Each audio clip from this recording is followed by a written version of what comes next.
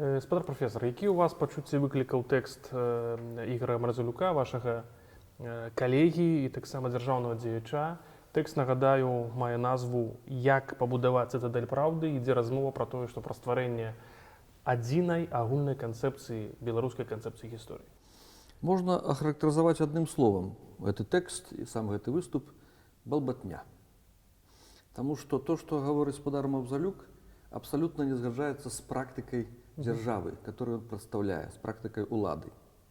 А тое, што ён гаворыць гэта пра агульную канцэпцыю гісторыі, пра інстытут нацыянальнай памяці, пра пагадненне гісторыкаў, выклікана адной простай рэччу. Афіцыёз праграе змаганне за гісторыю з суб'ектнымі незалежнымі гісторыкамі. Але, уласна, ідэя стварэння агульнай канцэпцыі нацыянальнай гісторыі, вам як гісторыку не можа не падабацца. Нам гэта вельмі трэба. Але нюанс у тым, што гэтая дзяржаўная ўлада, которую прадстаўляе спадар Марзалюк, робіць усё, каб гэтага не было. Калі ласка, прыклады вам.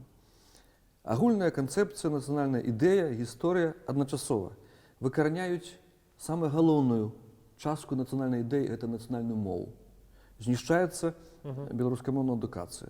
Нават ужо гісторыя Беларусі амаль усюды выкладаецца па-расейску. Гэта першае.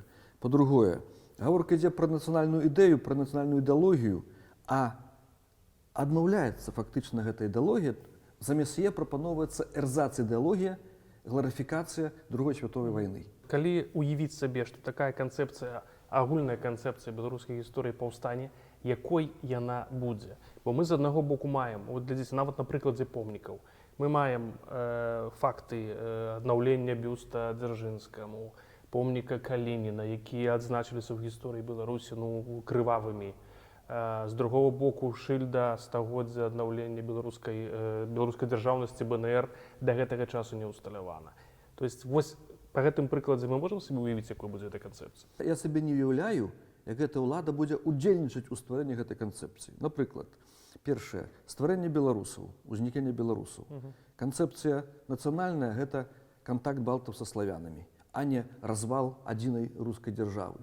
Далей, Вялікае княства літоўскае — это беларуска-літоўская дзяржава, Беларусь — асноўна напаўнення Вялікага княства, а не заваяванне беларусаў літовісамі. Уключэнне ў расійскую імперію — не аб'яднанне, а акупацыя. Далей, Першая, Другая святовая вайна.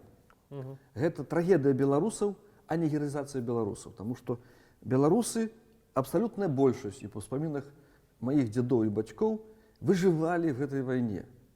То есть крытэрый гэтай канцэпцыі агульнай — это рацыя стану беларускага народа, інтарэсы беларускага народа. А то, што вы кажаце, і Дзяржынскі, і там і Ленін, і лінія Сталіна — гэта разбурэнне гэтай рацыі беларускага народа.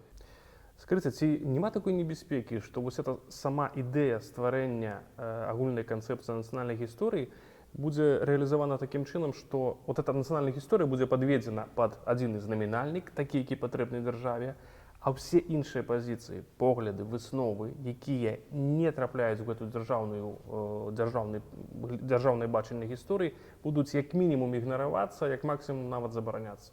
Ведаеце, агульная канцэпцыя — это кансенсус гісторыкаў, выпрацаваны агульны погляд па крытэрыю рацыі стану.